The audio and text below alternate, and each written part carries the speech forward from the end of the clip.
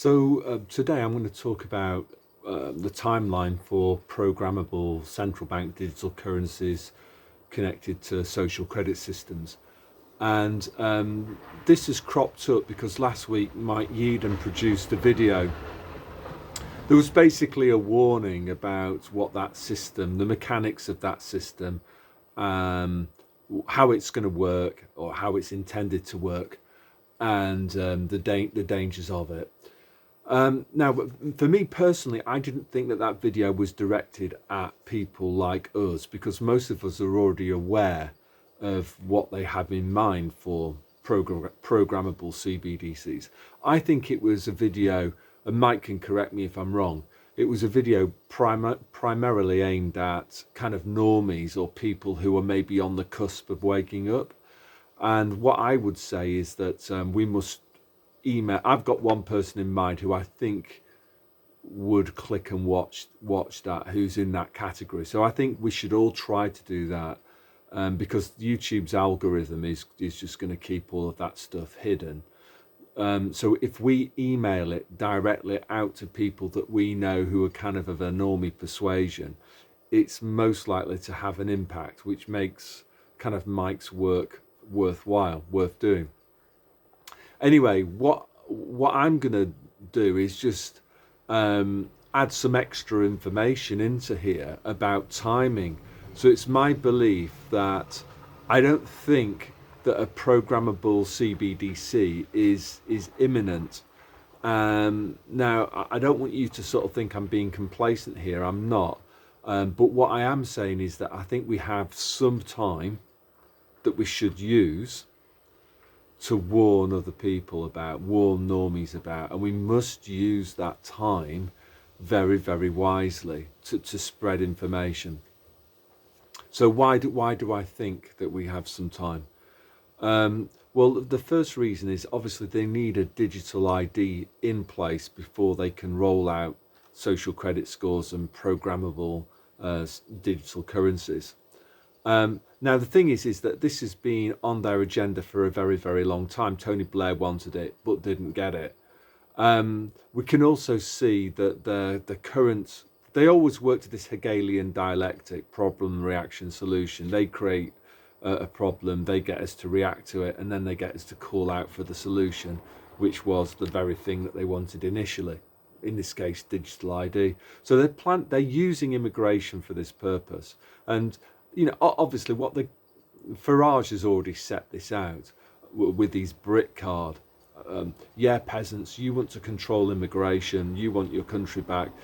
So therefore, to give us the tools to do what you want, you have to agree to a digital ID. The good news is that more and more, it's not working.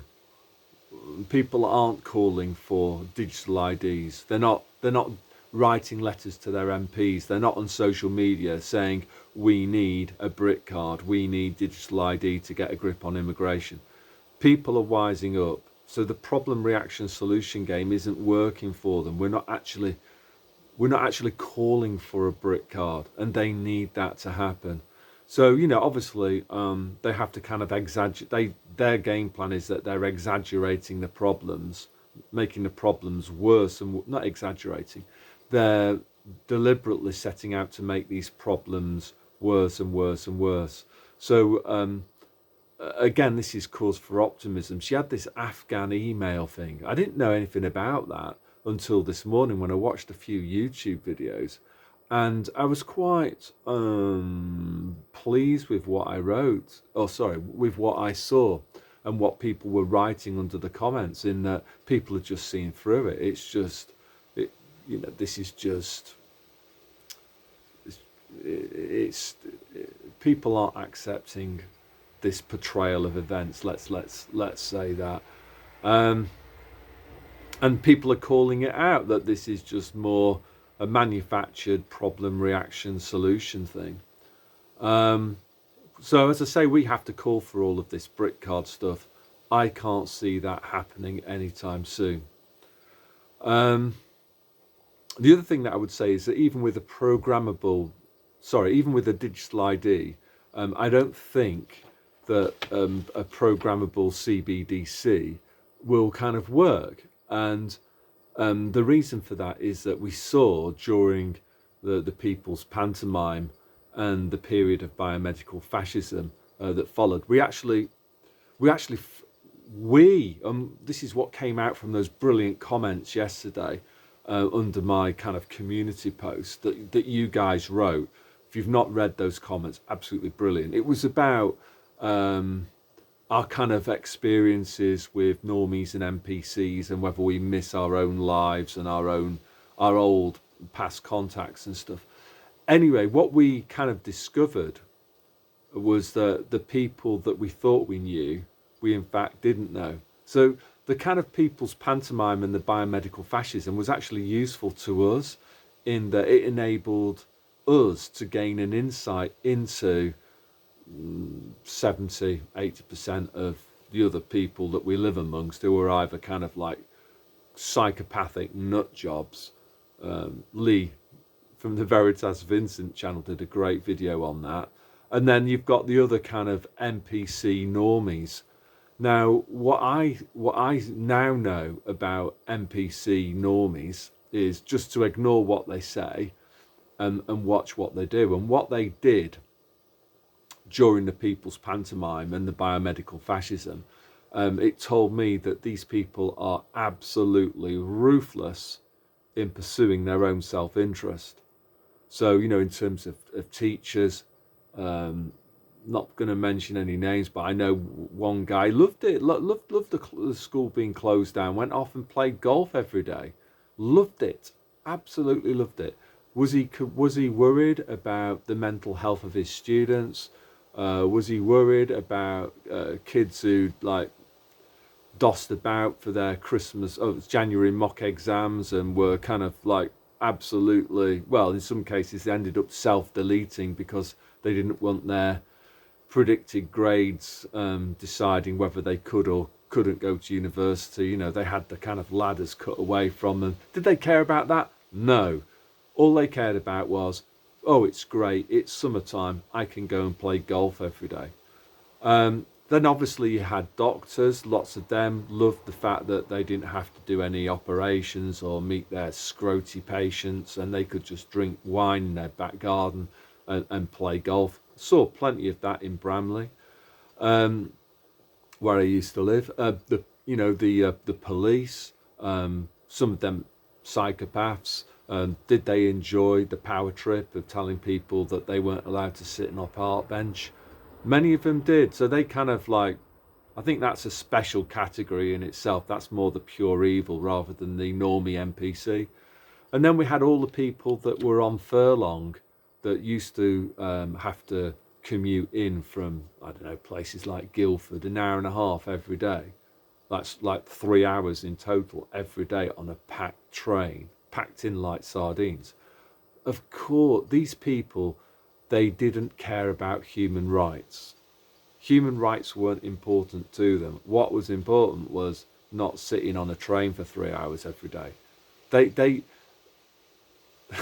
that's what they valued. They valued the fact that they could sit at home and avoid the 3 hour train journey. They valued that above basic principles like human freedom. So this is what I never imagined that 70% of the population were like that. So we now know an awful lot more about normies and NPCs. And as I say, I reiterate, these people are extremely selfish, extremely ruthless, and will do anything that's in their self-interest.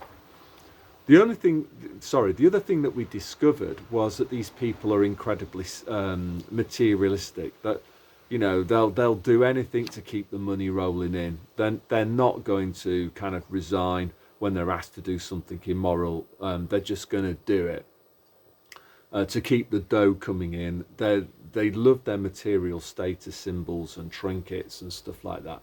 So so these people are ruthless, selfish, and only interested in their kind of money, ego, material trinkets, right? So this is important. I'm not just rambling here, although I might be, but I'm not. It's a very, very important point. So my question is, at the moment, these things are still available to the normies, the material trinkets, the dough. Now, they can't roll out a programmable CBDC at the current time, because what will happen is that the 70% will reject it, not out of morality. They won't say, "Oh, I don't want a programmable CBDC because I should be allowed to spend." It's a freedom issue. No, no, no, no. What they will object to is the fact that if somebody comes along and says, you can only eat so much meat every week, or you can only go on so many foreign holidays, you can only buy so many new 4x4s. The normies will object to that, not for anything relating to morals or ethics, but they will object to that because they're selfish gits. And it means if they have to make sacrifices to their standard of living, they will object to that. So can you see what I'm saying is that normies will not go with a programmable CBDC that limits their consumption because they're selfish.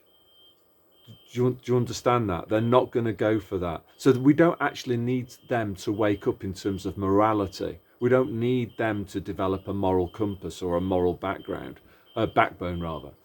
So here's the big idea. I think that a programmable CBDC, it can't really be introduced yet because the peasants won't, the kind of normie peasants won't accept it. So this is the timeline. They need to collapse the economy first. And that's going to take, okay, they're trying at the moment, but it's going to take some time. And then also because the economy is organic and it's based on millions of decisions that people make independently of one another, they don't know when that collapse will actually come. They've been trying to do it for ages, but that's what they need to do. They need to kind of collapse the whole system first.